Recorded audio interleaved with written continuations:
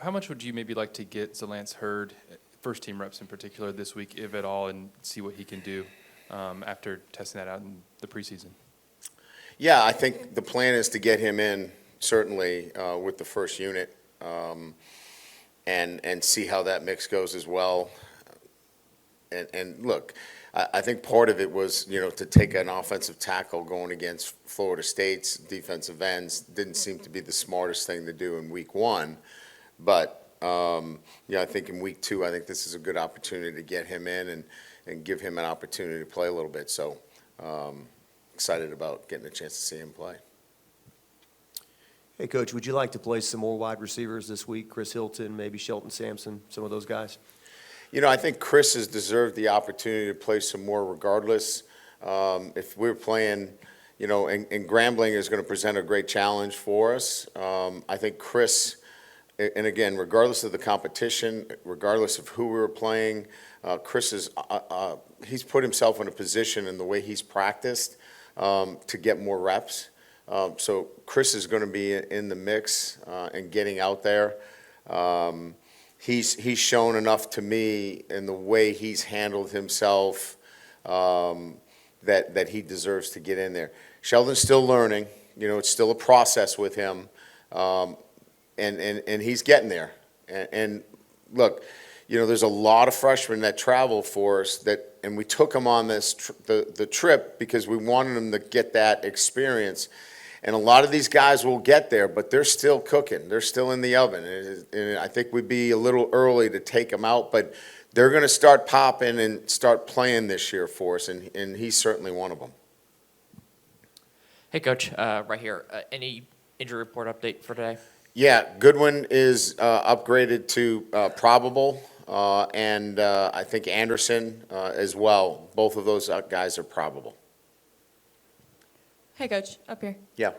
Do you have any concerns about some of the hits Jaden took on Sunday? I think he needs to be a little bit more, smarter in the things that he does. We don't want him to be anybody else but Jaden. But I think he can be a little bit more prudent in some of the decisions he makes. But he's always run that way. So we're not going to change him too much. But trying to jump over the pile, I think we can tamp that down a little bit. Coach, over here. How promising was Braden Swenson's performance on Sunday, and just how he's progressed moving forward? I think it was what we were hoping for. He brought a lot of energy. I really liked his. There wasn't across the board, and this has been written about and talked about. I wasn't pleased with the energy, and that falls on me. But he brought a lot of energy. It's nice to see that, and certainly, his ability to rush the passer. So we hope to continue to build on that. Hey, Coach, just a two-parter for you. Just what does it look like with Logan Diggs this weekend? Do you think he'll play? And then just with Mason, his first game back, you're not expecting him to play a full game, obviously, but just what do you want to see from him in those reps? Logan Diggs has been getting quite a bit of work. He feels healthy, and I think a lot of the hesitation was that he wasn't full speed, and to put him in a game against, a top 5 opponent or top 10 opponent in Florida State, Frank just didn't feel comfortable in doing so. And I think the other part of the question was, yeah. Look, I mean, he's had a great week of practice, but I think, the reality of the situation is, average number of plays defended are in the mid-60s. It'd be great if we can get him in the, 30-play range in his first game and up that to, 40, 45 to where he can play a full game and maybe his second, third game. He'll tell you otherwise. He'll tell you that he can play every play, but, fatigue definitely sets in. Brian, I know you've only been here 2 years, but this playing Grambling will mean that LSU has now played all the in-state Division I schools. Going forward, obviously y'all have supported the 9-game schedule. Wow, some coaches have said just play Power 5 schools or Power 4 or whatever we are now. Some just FBS schools. Do you have a opinion or philosophy on My that? philosophy has been that I want to play as many SEC schools as we can play within the conference setup that everybody else plays, right? Obviously, I don't want to play more SEC schools if somebody else is not playing them. So, if I had a choice between 8 and 9, I wanted to play 9. And then, your schedule should reflect, the balance necessary to play a 9-game SEC schedule. You don't want to go out then play, the rest of the schedule murderer's row. So you then look to, can you play teams in the state of Louisiana? I think that should be your vision, right? Are there schools that you can play? And of course, the last 2 years, 2 HBCU schools makes awesome sense in terms of being able to do that with Southern and Grambling. So continue to look at that as an option. And I know Verge Osbury does the scheduling for us, and I think he looks in that respect as well. Brian, is Lance Hurd kind of like Emory Jones in the fact that you kind of brought him along a little slowly? Are they kind of comparable in terms of talent? And They're a little bit different in the sense that, Emory is a much more suited to probably play multiple positions when he moves on. A guy that could play center, guard. He could probably get you out of trouble playing tackle at the next level. Lance is a tackle with his length. So they're a little bit different, but I would say that they're very similar in terms of their demeanor, the way they approach things on a day-to-day basis. They're great workers. They're great in the classroom. They take their work very seriously. And so I think that there's a lot of traits that are similar that allow freshmen to compete for starting positions. And he's got that kind of makeup. But I think in terms of the physical traits that they bring, there is a little bit of a difference between the two.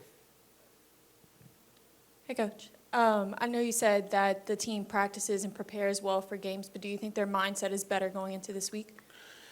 Yeah, I mean, I think we've reached a level of preparation that I'm much more comfortable with this week. The intensity level is what I was looking for, and we seem to have reached the level that I'm much more comfortable with. I've got to take full responsibility for not getting it there, and I feel good about where we are and where we need to continue to go. Because then you've got to go and take that from your preparation to performance. And so the next challenge will be finishing up here Friday, our walkthrough on Saturday, and then playing Saturday night and performing with an intensity and an emotional control that gives you that competitive edge that we lacked.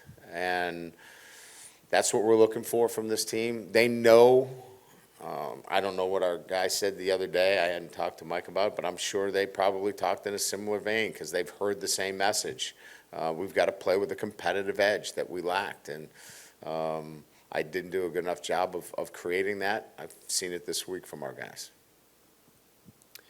Coach, there was an emphasis for Jaden to throw the ball down the field more. Outside of the last play of the third quarter to Brian, were guys getting open? Was there separation, or could he have thrown it deep more? I think when we look at big plays, I think we had about 11 big plays in the passing game, and, they're 20 yards plus. That's going to get it done for you. So, we had a drop there. Certainly I'm sure there's some plays that we would have liked to see him, connect on.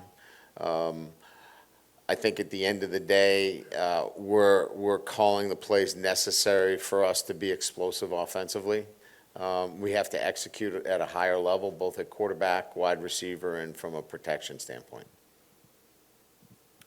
Hey, Coach, you mentioned earlier about second year in a row playing against HBCUs, especially in-state. What kind of, in your eyes, what kind of historical and just significance does this game bring, just given kind of where these two schools have fallen in the college football landscape over just the past 100 years?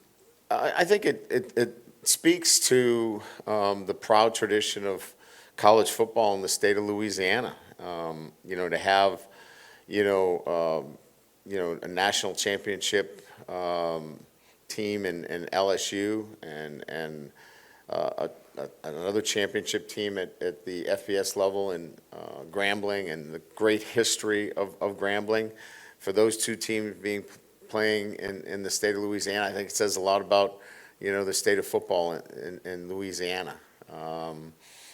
So, I mean, you can argue about all the different rivalries, in-state rivalries. To have all of that in the state of Louisiana, you feel a sense of pride when it comes to college football in the state of Louisiana. Javian Toviano, a freshman we heard quite a lot about in the spring, just kind of where's he at right now in his development? We like Javion. We're trying to bring him along at the nickel position, and I think it's a process, that we're involved in and trying to figure out. These are the tough decisions that you're trying to make. Is he somebody that can play more than 4 games at a high level for you and contribute where you don't redshirt him? Or is it he's going to get right to that threshold and maybe a couple of special teams performances? So we're not going to do anything until he's ready, and he's not quite ready yet, but we really like his upside. And when he's ready, we're going to play him. If there's, obviously 4 games less in the season, we're in good shape. The question will be if it's, like right now, we don't want to put him out there until he's absolutely ready to play.